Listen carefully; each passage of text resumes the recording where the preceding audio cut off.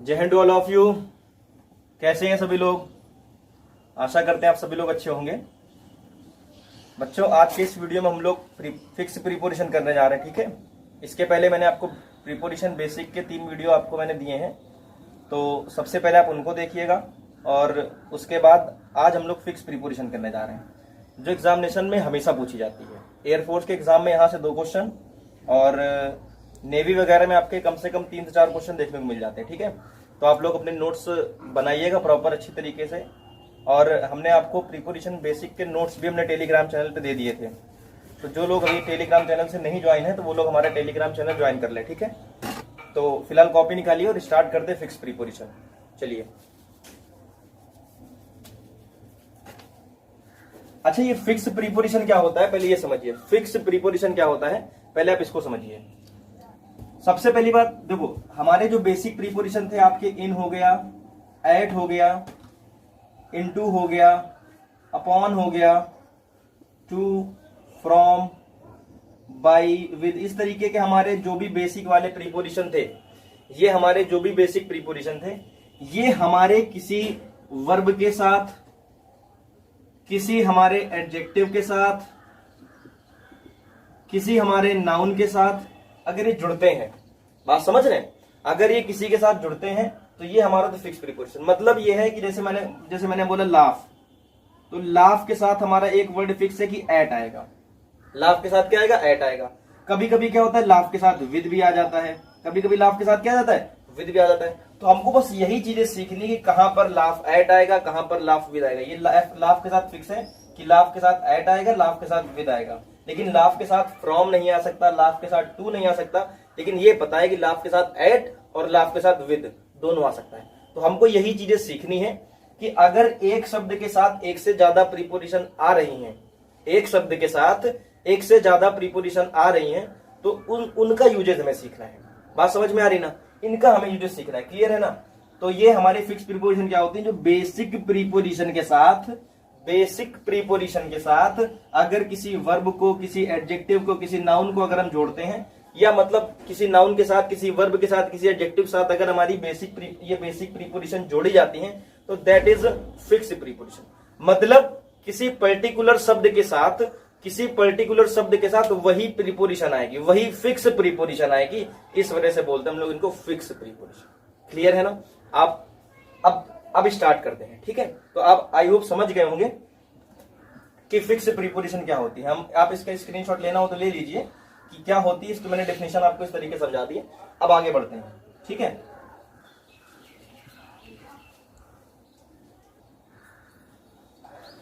चलिए ठीक है, देखते हैं। आपको यूजेस समझना, यूजेस सीखने किस तरीके से कहां पर यूज होता है, ठीक है ना। तो पहला है हमारा एब्सॉल्व। आपको मैं एक चीज सिखाएंगे किस तरीके से बना है, किस वजह से आ रही है इसके साथ। एब्सॉल्व के साथ हम लोग लगाते हैं फ्रॉम। एब्सॉल्व के साथ क्या आता है? फ्रॉम आता है। अगर कहीं पर आपको एब्सॉल्व शब्द दिखाई दे और उसके बाद आपको प्रीपोजिशन भरने को दी जाए, तो you have to fill only from. आप वहां पर क्या फिल करेंगे? फ्रॉम। अब देखिए, एब्सॉल्व मैंने उस दिन मैंने आपको पहली सिनोनिम्स की या वोकैब की हमने आपको क्लास दी थी, उसमें हमको बताया था एब्सॉल्व माने क्या होता है। एब्सॉल्व मैंने आपको बताया था मुक्त होना, किसी चीज से मुक्त होना या किसी चीज को फ्री करना, दूर होना किसी चीज से। तो हमने आपको ये भी सिखाया था कि अब हमारी प्रॉब्लम सॉल्व हो गई तो हम लोग किसी चीज से दूर हो गए। और दूर होना यानी डिस्टेंस बढ़ाना। अच्छा, फ्रॉम हमारा यूज किस लिए होता था? बेसिक क्लास में मैंने बताया था कि फ्रॉम हमारा दूरी बढ़ने के लिए आता है। I am coming from Lucknow. तो एब्सॉल्व माने दूर होना, तो दूर होने के लिए यानी क्या होता है बेटा? फ्रॉम का यूज करेंगे। एब्सॉल्व के साथ क्या आ गया? फ्रॉम आ गया। क्लियर है ना? नेक्स्ट अगला है एब्जॉर्ब। एब्जॉर्ब देखो, इनमें दिक्कत नहीं आएगी। दिक्कत वहां पर है कि जब एक शब्द के साथ एक से ज्यादा प्रीपोजिशन होंगी, लगी होंगी, तो मैं उन्हीं को बहुत अच्छी तरीके से सीखेंगे हम। एब्जॉर्ब के साथ क्या लगाते हैं हम लोग? इन। एब्जॉर्ब के साथ क्या लगाते हैं? इन। एब्जॉर्ब के साथ क्या आएगा? इन आएगा। एब्जॉर्ब माने होता है अवशोषित होना, या इसका दूसरा मतलब होता है अपने किसी काम में बिजी होना, व्यस्त होना। क्लियर है ना? तो एब्जॉर्ब के साथ क्या था? इन। जैसे हमने कहा कि जो हम बोल रहे हैं कि all the things are absorbed in your minds. सारी की सारी चीजें आपके दिमाग में क्या हो गई हैं? अवशोषित हो गई। All the things, all the concepts of preposition are absorbed fill in the blanks वहां पर फिल करना है आपको, तो वहां पर आप क्या लगाओगे, इन, और आगे दिया sentence in your minds. Clear है ना। नेक्स्ट है यस। अब जैसे अगला देखिए, मैंने कहा अगला एलाइट, बहुत इंपॉर्टेंट है, कई बार पूछा गया है। एलाइट के साथ ऑन भी आता है, एलाइट के साथ एट भी आता है, और एलाइट के साथ फ्रॉम भी आता है। बस यहां पर फंसती गाड़ी कि हम एलाइट के साथ, अच्छा हम लोग करते क्या है, हमारा प्रीपोजिशन भरने का तरीका क्या होता है कि हम लोग क्या करते हैं, जैसे 4 ऑप्शन दिए गए तो हम लोग सेट करके चेक करते हैं कि किसमें पढ़ने में मजा आ रही है। लेकिन ये तरीका बहुत गलत है। एग्जामिनर क्या करता है, वो बहुत चालाक है, वो जानता है कि आपकी कमजोरी क्या है। तुम्हारी सबसे बड़ी कमजोरी यही है कि जैसे कोई क्वेश्चन दिया जाएगा तो तुम सेट करोगे कि कौन सा ऑप्शन भरने में अच्छा लग रहा है ना। तो ये नहीं करना है, हमें यूजेस सीखने हैं। एलाइट का मतलब होता है नीचे उतरना, एलाइट का मतलब होता है नीचे उतरना, ठीक है, समझिएगा। अब अगर जैसे मैं बात करूं किसी ग्राउंड की, अगर मैं बात करूं किसी ग्राउंड की, जैसे कोई चीज ग्राउंड पर उतरी तो एलाइटेड ऑन ग्राउंड, समझ रहे हो ना। ग्राउंड पर खुले एरिया पर उतरने के लिए हम लोग क्या लगा देंगे, एलाइट के साथ क्या लगाएंगे, ऑन लगाएंगे। एलाइट एट, अच्छा एट का यूज कहां पर होता है, छोटे स्थानों के लिए। एट का यूज कहां पर होता है, छोटे स्थानों के लिए। तो हम लिख सकते हैं एलाइट एट प्लेस, यानी किसी पर्टिकुलर जगह पर, किसी पर्टिकुलर प्लेस पर अगर हम उतर रहे हैं तो वो क्या होगा, एलाइट के साथ एट। और एलाइट फ्रॉम, अच्छा फ्रॉम का मतलब क्या होता है, दूरी बढ़ना। फ्रॉम दूरी बढ़ने के लिए आता है ना। तो अगर मान लीजिए कोई बस से उतर रहा है, कोई ट्रेन से उतर रहा है, या कोई भी यात्रा का साधन से अगर कोई अलग हो रहा है या उतर रहा है, तो you have to use alight from. आप वहां पर क्या यूज करेंगे, एलाइट के साथ फ्रॉम लगाएंगे। फॉर एग्जाम्पल नोट करते चलिएगा साथ ही साथ, जैसे ऊपर वाले आप इनको हम रफ कर रहे हैं, यहां पर एग्जाम्पल आपको समझा रहे हैं, आप इसका एग्जाम्पल समझिएगा। एलाइट ऑन, जैसे मान लो चिड़िया है, मैं बोलूंगा the bird alighted dash ground. Option number A on, option number B in, option number C at, option number D from. हमारा तरीका क्या कहता है, जो आप लोग यूज करते हैं एग्जाम में, नहीं पता तुम लोग को ना कि क्या होता है, तो आप लोग क्या करते हो, द बर्ड एलाइटेड ऑन ग्राउंड, मजा नहीं आ रही भाई। इन ग्राउंड, मजा नहीं आ रही। द बर्ड एलाइटेड एट ग्राउंड, थोड़ा मजा आया है ना। तो आप लोग यही करते हो भाई, आप लोग यही टिक कर लेते हो कि जो आपको पढ़ने में थोड़ा सा अच्छा लगे, जो आपको पढ़ने में थोड़ा सा अच्छा लगता है आप वही मार देते हो। बल्कि ऐसा नहीं है, यहाँ पर ग्राउंड की बात कर रहा है, खुले प्लेस की बात कर रहा है, तो आप क्या यूज करेंगे, ऑन, क्या यूज कर देंगे भाई। एक और एग्जाम्पल, जैसे मैंने बोला, यही मान लो चिड़िया अगर ग्राउंड पे ना होकर आ गई, the bird alighted dash the antenna, ठीक है, एंटीना पे है। ऑप्शन नंबर आपके ऑप्शन यही है, on, in, at, from. On भी दिया गया है आपको, एट भी दिया गया है, इन भी दिया गया है, फ्रॉम भी दिया गया है। तो आप समझिए एंटीना एक फिक्स प्लेस है, एंटीना एक फिक्स प्लेस है। मान लो यहां पर आप लिख लीजिए कि जो एट किसके लिए आता है, फिक्स प्लेस के लिए आता है। तो एंटीना कोई पर्टिकुलर जगह है, कोई छोटी जगह है, तो वहां पर उतरे तो आप क्या लगा दोगे, एट। क्लियर है ना, समझ में आया। अगर मान लो एग्जांपल लिखा होता राहुल एलाइटेड डैश बस, तो अगर किसी यात्रा के साधन से अलग हो तो आप वहां पर क्या लगा दोगे, फ्रॉम।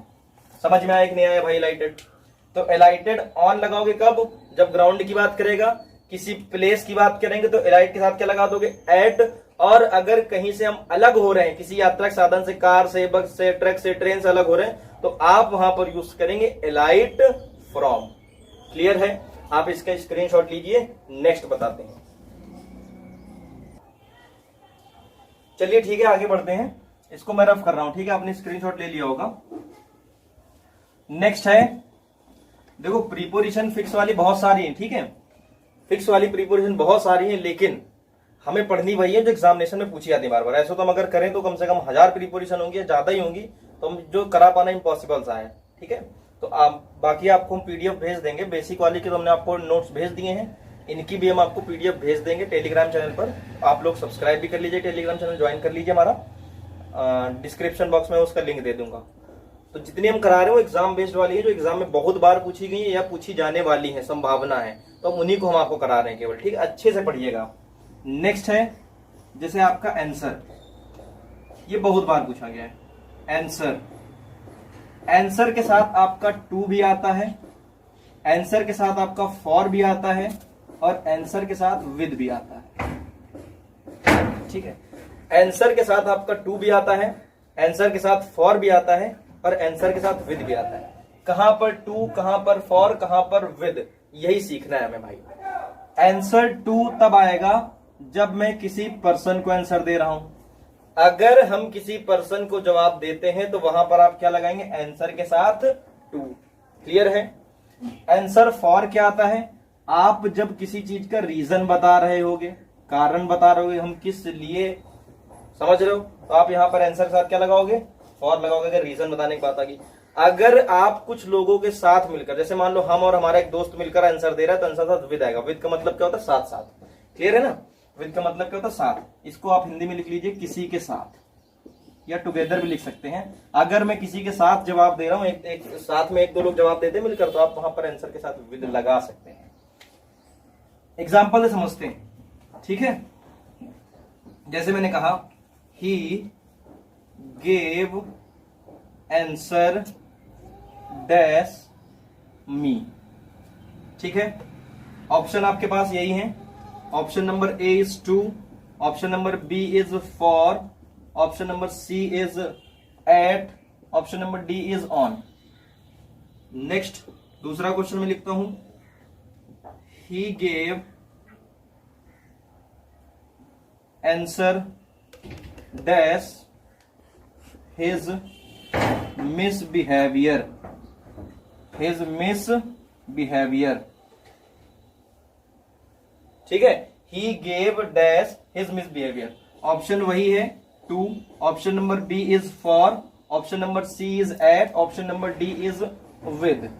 एक और क्वेश्चन लिखते हैं, थर्ड नंबर मैंने लिखा, Rahul gave answer to his teacher dash with जी। Option number A is to, option number B is for, option number C at, and option number D is with. अब समझिएगा ध्यान से, मैंने आपको बताया ऑप्शन, इसको आप अच्छा नोट करिए क्वेश्चन को, फिर बता रहा हूं, क्वेश्चन को नोट करिए। चलिए देखिए, नोट कर लिया होगा। यस, मैंने बताया आंसर के साथ टू भी आता है, आंसर के साथ फॉर भी आता है, आंसर के साथ विद भी आता है। आंसर के साथ टू कब आएगा, जब हम किसी पर्सन को जवाब दे रहे होंगे। फॉर एग्जाम्पल, आप हमको अगर किसी बात का जवाब दे रहे हैं, तो आप हमको जवाब दे रहे हैं, तो you are answering to me. आप हमको जवाब दे रहे हैं तो क्या होगा, आप हमको टू लगाओ वहां पर। लेकिन अगर आप कल जैसे मान लीजिए क्लास में एब्सेंट हो गए, या कल आपने दारू पी ली, हम आपसे पूछ रहे दारू काहे पी, तो आप उसका रीजन बता रहे हो हमें कि हम सर कल क्लास में एब्सेंट इसलिए हुए कि हम कल बीमार हो गए थे। तो you are answering for your absence, कारण बता रहे हो, सर हमने दारू इसलिए पी ली कि हमारा मन कर रहा था, है ना। तो आप वहां पर क्या लगाएंगे, आप वहां पर फॉर लगाएंगे। रीजन अगर आप बताना होगा तो आप वहां पर क्या लगा देंगे, फॉर लगा देंगे। और कभी कभी क्या होता है, हम और हमारा दोस्त मिलकर जवाब साथ में जब कवर करने की कोशिश करते हैं ना, साथ में जवाब देते हैं, तो हम I am answering with my friend, अपने दोस्त के साथ जवाब दे रहे हैं। स्पीड धीमी है उसका चक्कर नहीं है, आप ये समझिएगा कि एक एक चीज क्लियर होनी चाहिए। हम चाहे तो बहुत जल्दी भी करा सकते हैं, लेकिन मैं धीमे इसलिए करा रहा हूं कि आपको एक एक चीज क्लियर हो जाए। ठीक है, एग्जाम अभी एग्जाम की डेट मान लीजिए, अभी एग्जाम अक्टूबर तक नहीं होगा आपका, सितंबर में तो होना नहीं है, अक्टूबर में कुछ संभावना है, तो समय बहुत है, आराम आराम से पढ़ते चलिए, हम एक एक चीज क्लियर करा देंगे आपके। ठीक है, बस आप लोग वीडियो शेयर करते रहिए। अब आते हैं क्वेश्चन पर। तो he gave dash to me, भाई किसी पर्सन को जवाब दे रहे हैं ना, तो हम क्या लगाएंगे, टू लगा देंगे। क्लियर है ना, आंसर के साथ क्या आया, टू। आंसर किसी पर्सन को दे रहे हो तो टू हो रहा है। नेक्स्ट क्वेश्चन देखिए, ही gave dash dash his misbehaviour, ही gave answer dash his misbehaviour, अपने बुरे बर्ताव के लिए जवाब दे रहा है। मिसबिहेव किया तो उसके लिए आप क्या लगाओगे, for, answer for his misbehaviour, उसने अपना बुरे बर्ताव के लिए जवाब दिया। क्लियर है। नेक्स्ट है, Rahul gave answer to his teacher. देखो यहां पर पर्सन था ना, तुमने इसके साथ क्या लगा दिया, टू लगा दिया। अब किसके साथ दे रहा है, तो हमारे साथ दे रहा, तो विद लगा दोगे। क्लियर है, समझ में आया ना, समझ में आया। आंसर के साथ टू, आंसर के साथ फॉर, आंसर के साथ विद, कोई डाउट बचा नहीं होगा। ठीक है, अच्छी तरीके से नोट करिएगा आप लोग। इसको मैं रफ कर रहा हूं, स्क्रीनशॉट तुरंत लीजिए, स्क्रीनशॉट ले लीजिए। ओके, रफ करते हैं बेटा।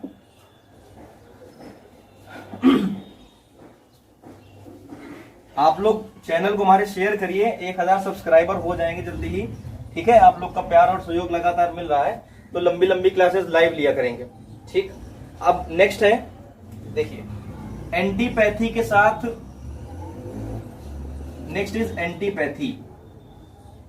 एंटीपैथी के साथ टू भी आता है और एंटीपैथी के साथ अगेंस्ट भी आता है।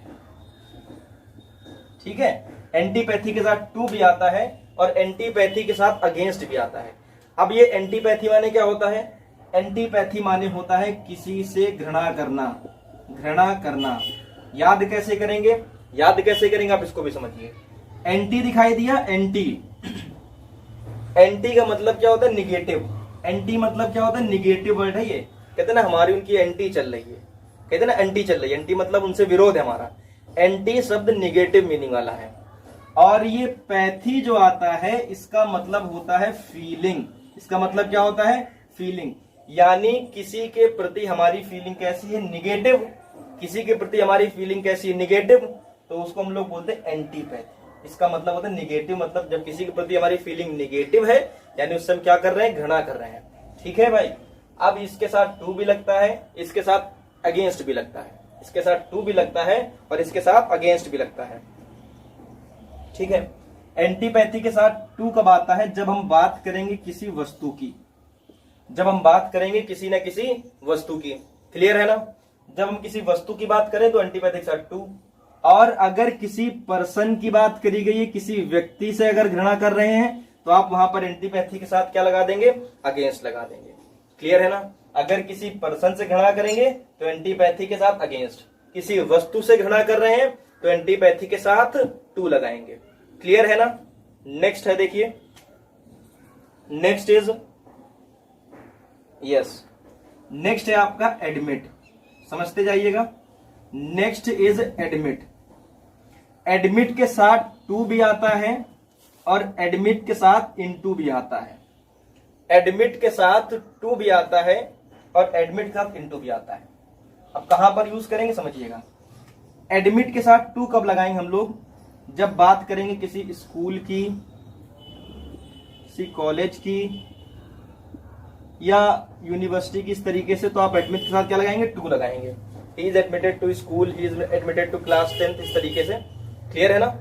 और इनटू का यूज कब होगा, जब मैं बात करूंगा कहीं पर स्कूल के अलावा कहीं और पर, जैसे आपका हॉस्पिटल हो गया, वो हॉस्पिटल में एडमिट किया गया है मेरे भाई, तो आप क्या लगा दोगे, इनटू लगा दोगे। स्कूल, कॉलेज और यूनिवर्सिटी के अलावा अगर कहीं और एडमिट कर रहे हैं तो एडमिट के साथ क्या लगाएंगे आप लोग, इनटू यूज करेंगे। दोनों बातें समझ में आई। एंटीपैथी के साथ टू कब आएगा, जब हम बात करेंगे किसी वस्तु की। एंटीपैथी के साथ अगेंस्ट कब आएगा, जब हम बात करेंगे किसी पर्सन की। ठीक है। एडमिट के साथ टू कब आएगा, जब स्कूल, कॉलेज, यूनिवर्सिटी की बात करेंगे। और एडमिट के साथ इनटू कब आएगा, जब मैं बात करूंगा स्कूल, कॉलेज, यूनिवर्सिटी के अलावा किसी और चीज की बात करूंगा, तो आप वहां पर एडमिट के साथ इनटू लगा लेंगे। आप इसका स्क्रीनशॉट लीजिए तत्काल। चलिए ठीक है, नेक्स्ट देखते हैं, इसको मैं रफ करूं। ठीक है,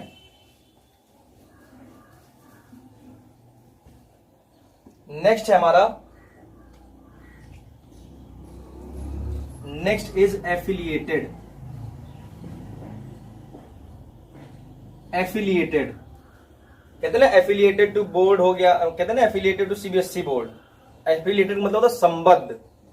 एफिलिएटेड के साथ टू भी आता है और एफिलिएटेड के साथ विद भी आता है। एफिलिएटेड का मतलब होता है संबद्ध। एफिलिएटेड मतलब क्या होता है, संबद्ध। एफिलिएटेड के साथ टू भी आता है और एफिलिएटेड के साथ विद भी आता है। कहां पर टू, कहां पर विद, समझिएगा। अगर मैं किसी बोर्ड की बात करूंगा, किस बोर्ड से संबद्ध है, किस यूनिवर्सिटी से संबद्ध है, तो आप यहां पर एफिलिएटेड के साथ क्या लगेंगे, टू। यानी शिक्षा संबंधी अगर किसी चीज से संबंधित है तो आप वहां पर एफिलिएटेड के साथ क्या लगाएंगे, टू लगाएंगे। क्लियर है। और एफिलिएटेड के साथ विद कब यूज करेंगे? जब किसी पार्टी की बात करेंगे, जब किसी पार्टी की बात करेंगे। पार्टी का मतलब कैसे? जैसे बीजेपी, समाजवादी पार्टी। जैसे मैंने बोला कि my school is affiliated dash CBSE. ठीक है ना, हमारा जो स्कूल है वो सीबीएसई बोर्ड से संबद्ध है। तो ये बोर्ड की बात कर रहा है, ये किसकी बात कर रहा है? सीबीएसई बोर्ड की बात कर रहा है। तो आप यहां पर क्या लगाएंगे भाई? एफिलिएटेड साथ टू। अगर किसी बोर्ड की, किसी यूनिवर्सिटी की बात करते हैं तो आप एफिलिएटेड साथ क्या लगाएंगे? टू लगाएंगे। लेकिन अगर मैं इधर लगा दूं Narendra Modi is affiliated dash BJP, तो यहां पर किसी पार्टी की बात कर रहे हैं, भारतीय जनता पार्टी की बात कर रहे हैं, तो आप एफिलिएटेड साथ यहां पर क्या लगा देंगे? विद लगा देंगे। आप क्या लगा दोगे भाई? आप यूज करेंगे विद। समझ में आया कि नहीं आया? एफिलिएटेड टू कब आएगा? जब किसी में बोर्ड की, किसी यूनिवर्सिटी की बात करूंगा तो एफिलिएटेड साथ टू आएगा। लेकिन अगर किसी पार्टी की बात करी जा रही है तो एफिलिएटेड साथ क्या लगाएंगे? विद लगाएंगे। एक एक चीज ध्यान से सुनिएगा, देखो सुनने से बहुत अच्छे से चीजें क्लियर हो जाएंगी। ठीक है, और नोट भी करते रहिएगा, या आप बाद में वीडियो को रिमाइंड करके पहले आप सुन लीजिए अच्छी तरीके से, बाद में आप नोट कर लीजिएगा। ठीक है, तो अच्छी तरीके से एक एक चीज मैं आपको समझा रहा हूं। नेक्स्ट देखिए, नेक्स्ट इज, हाँ अगला है आपका attend. Next is attend. Attend के साथ टू भी आता है और अटेंड के साथ अपॉन भी आता है। अटेंड के साथ टू भी आता है और अटेंड के साथ क्या होता है? अपॉन भी आता है। ठीक है, अटेंड टू, अगर मैं अटेंड टू की बात करूं तो इसका मतलब होता है पे अटेंशन टू, यानी क्या करना भाई? ध्यान देना। अगर ध्यान देने की बात आएगी, कहीं पर अटेंशन देने की बात आएगी, तो आप यहां पर क्या लगा देंगे? अटेंड के साथ क्या यूज करेंगे? आप टू यूज करेंगे। क्लियर है ना? लेकिन अगर अटेंड के साथ अपॉन कब आएगा? जब कहीं पर सर्व करने की बात आएगी, यानी किसी की सेवा करने की बात आएगी। अगर सेवा करने की बात है तो अटेंड के साथ क्या लगा दोगे? अपॉन लगा दोगे।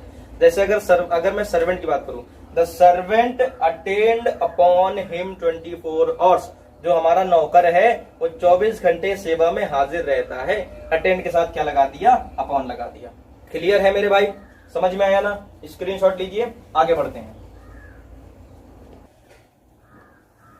ठीक है बेटा, नोट किया? समझ में आया ना? एफिलिएटेड के साथ टू कब आता है? जब किसी बोर्ड यूनिवर्सिटी की बात करेंगे एफिलिएटेड के साथ क्या आएगा? टू आएगा। लेकिन अगर किसी पार्टी की बात करेंगे तो एफिलिएटेड के साथ क्या आएगा भाई? विद आएगा। क्लियर है? इसी प्रकार मैंने बताया अटेंड टू का मतलब क्या होगा? जब ध्यान देने की बात आएगी, पे अटेंशन टू की बात आएगी, तो आप अटेंड के साथ टू लगाएंगे। लेकिन अगर सेवा करने की बात आएगी तो आप अटेंड के साथ क्या लगा देंगे? अपॉन का यूज करेंगे। क्लियर है? नेक्स्ट देखिए, इसको मैं रफ कर रहा हूं, आप अच्छी तरीके से समझते रहिएगा भाई। नेक्स्ट हमारा next word is agree. Next word is agree. Next word is agree. अब देखो, एग्री के साथ विद भी आता है, एग्री के साथ ऑन भी आता है, एग्री के साथ टू भी आता है। एग्री के साथ विद भी आता है, एग्री के साथ ऑन भी आता है और एग्री के साथ टू भी आता है। क्लियर है? एग्री माने होता है सहमत होना।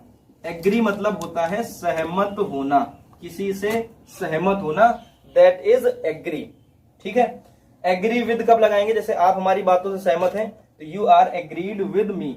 एग्री विद किसी पर्सन के लिए आएगा, एग्री विद किसी पर्सन के लिए आएगा। क्लियर है? किसी पॉइंट पर, किसी पर्टिकुलर बात पर एग्री है तो वहां पर एग्री के साथ क्या लगा दोगे भाई? एग्री के साथ लगा दोगे ऑन। एग्री ऑन पॉइंट, किसी पॉइंट की बात कर रहा है तो आप एग्री के साथ क्या लगाओगे भाई? ऑन लगाओगे। किसी पॉइंट की बात करें तो एग्री के साथ ऑन लगाओगे। और अगर किसी के विचारों की, किसी के व्यूज की मैं अगर बात करूं तो एग्री के साथ क्या आएगा? To. You are agreed dash my views. देखो अंतर समझिएगा, मैं आपके सामने दो एग्जांपल लिखता हूं। He is agree dash me. अगला मैंने लिखा he is agree dash my views. फिर है ही इज एग्री डैश, मैंने भरा me dash this point. Clear है? ये 3 मैंने दिए, ऑप्शन आप जो बनाना हो विद, ऑन, टू। अब देखिए he is agree dash me, मतलब किसी पर्सन के साथ, मी मतलब हम हो गए, हमारे यानी कोई पर्सन है। अगर किसी पर्सन के साथ सहमत है तो एग्री के साथ आप क्या लगाते हो? विद लगाते हो। क्या लगाते हो भाई? विद लगाते हो। नेक्स्ट है he is agree dash my views, यानी हमारी कोई विचारधारा थी या हमारे कुछ, हमने जो अपनी कुछ बातें बताई, अगर उससे हम किसी को सहमत कर रहे हैं तो आप व्यूज की जब बात करेंगे तो एग्री के साथ क्या लगा दोगे भाई मेरे? टू लगा दोगे। एग्री के साथ क्या लगा दोगे? टू लगा दोगे। क्लियर है? नेक्स्ट एग्जांपल था he is agree dash me. देखो 2 फिलर है यहां पर। मी किसी पर्सन के साथ एग्री है तो आप यहां पर सबसे पहले विद लगाओगे। अब आगे क्या बात कर रहा है? दिस पॉइंट, यानी किसी पॉइंट की बात कर रहा है तो आप एग्री के साथ क्या लगा दोगे? ऑन लगा दोगे। समझ में आया कि नहीं आया भाई? एग्री विद किसी पर्सन के साथ, एग्री ऑन किसी पॉइंट पर, और एग्री टू किसी व्यूज पर, किसी के विचारों पर। आप इसको नोट करिए या स्क्रीनशॉट लीजिए, बढ़ते हैं आगे।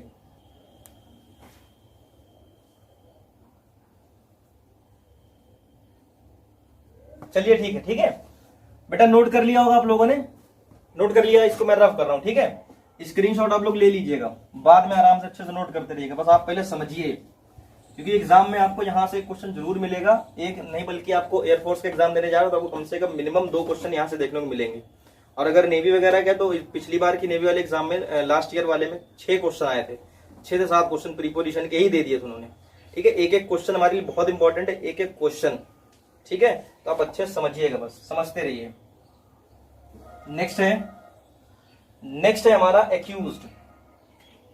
Next word is accused. Accused के साथ हम लोग लगाते हैं ऑफ। एक्यूज्ड का मतलब क्या होता है? किसी को दोषी ठहराना। एक्यूज्ड मतलब किसी को दोषी ठहराना, किसी के ऊपर आरोप लगाना। आप एक्यूज्ड के साथ क्या लगा देंगे? ऑफ। क्या लगा देंगे? ऑफ। इसका मतलब होता है किसी को दोषी ठहराना या किसी के ऊपर आरोप लगाना। किसी के ऊपर आरोप लगाना, आरोप लगाना। क्लियर है? Next word is aloof. Aloof के साथ हम लोग क्या यूज करते हैं? एलूफ के साथ हम लोग यूज करते हैं फ्रॉम। एलूफ के साथ क्या यूज करते हैं? फ्रॉम। अब देखिए समझिएगा, एलूफ का मतलब होता है अनइन्वॉल्व्ड। अनइन्वॉल्व्ड यानी अलग होना, सेपरेट होना, किसी चीज में इन्वॉल्व नहीं है। क्लियर है ना? अब याद कैसे करेंगे? देखो, आपको अली दिख रहा होगा और रूफ में रूफ दिख रहा होगा। रूफ अली जो था वो अपनी छत में खड़ा था। रूफ माने को तो छत। हम लोग क्रिकेट खेल रहे थे और अली अपनी छत में खड़ा था। छत में खड़ा था यानी वो मैच, हम लोग मैच क्रिकेट खेल रहे थे, उसमें इन्वॉल्व नहीं था, अनइन्वॉल्व था। तो यानी अनइन्वॉल्व यानी नहीं शामिल है, यानी दूर है। और दूरी के लिए हम लोग क्या लगाते हैं भाई? फ्रॉम लगाते हैं। डिस्टेंस हमारी दूर है उससे, अली छत में है, हम यहाँ मैच खेल रहे हैं, तो यानी हम लोगों ने क्या लगा दिया भाई मेरे? फ्रॉम लगा दिया। क्लियर है ना? डिस्टेंस के लिए हम लोग फ्रॉम यूज करते हैं। एलूफ के साथ आ गया आपका फ्रॉम। एक्यूज्ड के साथ आप लगाते हैं ऑफ। ठीक है ना? नेक्स्ट देखते हैं। Next is accent. एसेंट के साथ हम लोग यूज करते हैं टू। एसेंट के साथ यूज करते हैं टू। एसेंट मतलब होता है सहमत होना। एसेंट के साथ हम लोग यूज करते हैं टू। क्लियर है ना? एसेंट के साथ यूज करते हैं हम लोग टू। नेक्स्ट देखिएगा, यस, नेक्स्ट इज एटोन। एटोन मैंने अभी आपको कल मीनिंग बताई थी। ठीक है, मैंने बताया था एटोन का मतलब होता है प्रायश्चित करना। एटोन का मतलब होता है प्रायश्चित करना या पश्चाताप करना। पश्चाताप करना। ठीक है, एटोन के साथ यूज करते हैं हम लोग फॉर। एटोन के साथ क्या आता है? फॉर आता है। और मैंने बताया था एटोन कैसे याद करना है कि आप किसी से, अपने पिताजी से, मम्मी से, भाई से, किसी से आप टोन में बात करते। गुस्से में थे आप, टोन में बात कर गए। आप गुस्से में थे, आप टोन में बात कर गए, तो आप बाद में पश्चाताप करोगे, यार गलत हो गया हमसे, गुस्से में ऐसा नहीं बोलना चाहिए था। कभी कभी हो जाता है ना, आप लोग क्रोध में कुछ भी बोल जाते हो, फिर बाद में आप उस चीज को एनालाइज करते हो कि गलत हो गया हमसे, बाद में आप रिग्रेट करते हो, पश्चाताप करते हो। तो यानी वही बात है, एटोन का मतलब प्रायश्चित करना। और आप फॉर का मतलब क्या होता है हिंदी में? के लिए। तो आप किसी ना किसी चीज के लिए आप पश्चाताप करते हो, तो एटोन के साथ आपने क्या लगा दिया, फॉर लगा दिया। क्लियर है ना, एटोन के साथ क्या लगा दिया, फॉर लगा दिया। एक और वर्ड है, इसको समझिए। एक शब्द होता है अवेयर। अवेयर माने क्या होता है, जागरूक, और इसी से मिलता जुलता शब्द है आपका बीवियर। क्या होता है, बीवियर। अवेयर और बीवियर इन दोनों के साथ हम लोग क्या लगाते हैं भाई, ऑफ लगाते हैं। अवेयर और बीवियर इन दोनों के साथ क्या लगाते हैं, ऑफ लगाते हैं। क्लियर है ना। तो एक्यूज्ड के साथ क्या लगाना है, ऑफ लगाना है। एलूफ के साथ क्या लगाना है, फ्रॉम। एलूफ मतलब अनइन्वॉल्व यानी दूर है, और दूरी बढ़ती है तो हम लोग क्या लगा देते हैं, फ्रॉम लगाते हैं। बेसिक क्लास में मैंने आपको एक्सप्लेन किया। नेक्स्ट है एसेंट माने सहमत होना, एग्री होना। इसके साथ हम लोगों ने क्या लगाया, टू लगा दिया। नेक्स्ट एटोन माने प्रायश्चित करना। आप किसी से टोन में बात करके बाद में पश्चाताप करते हो, और किसी चीज के लिए पश्चाताप करते हो, तो एटोन के साथ फॉर लगा दिया। Last one is aware and beware. इन दोनों के साथ आप लोग क्या लगाते हैं, ऑफ लगाते हैं। अवेयर और बीवियर दोनों के साथ क्या लगाते हैं, ऑफ लगाते हैं। तो बच्चों इसका पहले स्क्रीनशॉट लीजिए, फिर बात करते हैं। स्क्रीनशॉट लीजिए। स्क्रीनशॉट आप लोगों ने ले लिया होगा शायद। ओके, तो आज की क्लास कैसी लगी आप लोग को? हम कोशिश कर रहे हैं कि देखो धीरे धीरे इसलिए पढ़ा रहे हैं ताकि आपको अच्छे से समझ में आए, एक एक चीज क्लियर हो जाए। ठीक है, ये बहुत इंपॉर्टेंट टॉपिक है, इसको अच्छी तरीके से समझना ही आपके लिए बहुत ज्यादा जरूरी है। क्योंकि इसमें देखो प्रीपोजिशन एक ऐसा टॉपिक है आप रट नहीं सकते हैं। मैं आपको बताया कि अगर आप सोचो आप हिंदी निकाल लो, आप एग्जाम में आप एक ही काम करते हो, आप इस सेट करते हो, केवल आप चेक करते हो वहां पर कि कौन सा सेट हो रहा है। गलत तरीका है, लेकिन ये आप जब तक आपको कॉन्सेप्ट नहीं क्लियर होंगे आप नहीं कर पाओगे। बेसिक डिफरेंस पता होना चाहिए आपको। ठीक है, तो हम आपको एक एक चीज का बिल्कुल डिफरेंस आपको एक एक चीज में क्लियर कर रहा हूं, आप लोग नोट करते रहिए। और नेक्स्ट क्लास हमारी कल होगी। अभी हमारी सीरीज प्रीपोजिशन थोड़ा सा टॉपिक लेंदी जाएगा, इसको मैं आपको बहुत डिटेल समझाने वाला हूँ। जो फिक्स प्रीपोजिशन है आपको अभी ये बताएंगे। इसके बाद प्रीपोजिशन के यूजेस, इसमें एरर कैसी कैसी आती है आपको ये भी सिखाएंगे अच्छी तरीके से। तो आप लोग पढ़ते रहिए और मिलते हैं नेक्स्ट क्लास में। तब तक के लिए जय हिंद।